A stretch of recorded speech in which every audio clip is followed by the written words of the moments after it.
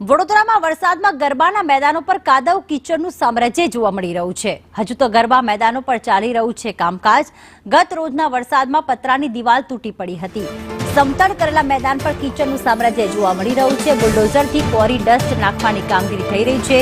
નવરાત્રી ફેસ્ટિવલના એડમિને નિવેદન આપ્યું છે। ગત રોજના વરસાદમાં લાખોનું નુકસાન થયું।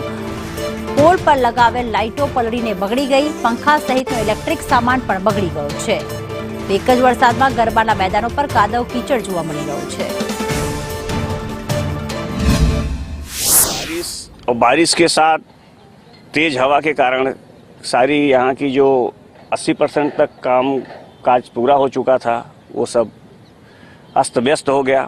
लेकिन जैसे ही बारिश ख़त्म हुई फिर हमारे यहाँ के जो भी हैं मालिक उसी स्तर से काम चालू किए, युद्ध स्तर से, कि उसका जल्दी से जल्दी फिर से तैयार किया जाए गरबा ग्राउंड। लेट होगा कि फिर वो नहीं, लगभग लेट तो नहीं होगा, क्योंकि इस तरीके से सर लोगों का हमारे कामकाज है कि हो जाएगा टाइम पे और अच्छा ही होगा। और मैन पावर डबल कर दिया। मैन पावर तो डबल किया, मैन पावर तो आज डबल क्या ट्रिबल हो गया है, ऐसा किया है।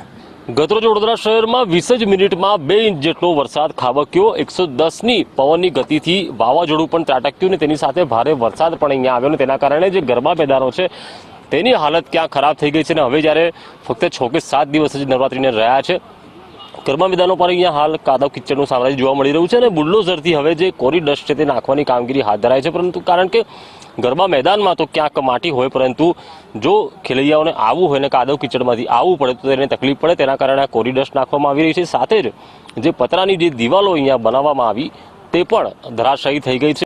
5 દિવસમાં જો હજુ પણ જો વરસાદ પડે તો આયોજકોને વધુ કામગીરી કરવી પડે અને જે અધૂરી કામગીરી રહે તો ખેલૈયાઓને ક્યાંક તકલીફ પડે ને તેના કારણે ગરબા આયોજકો વિમાસણમાં મુકાયા છે।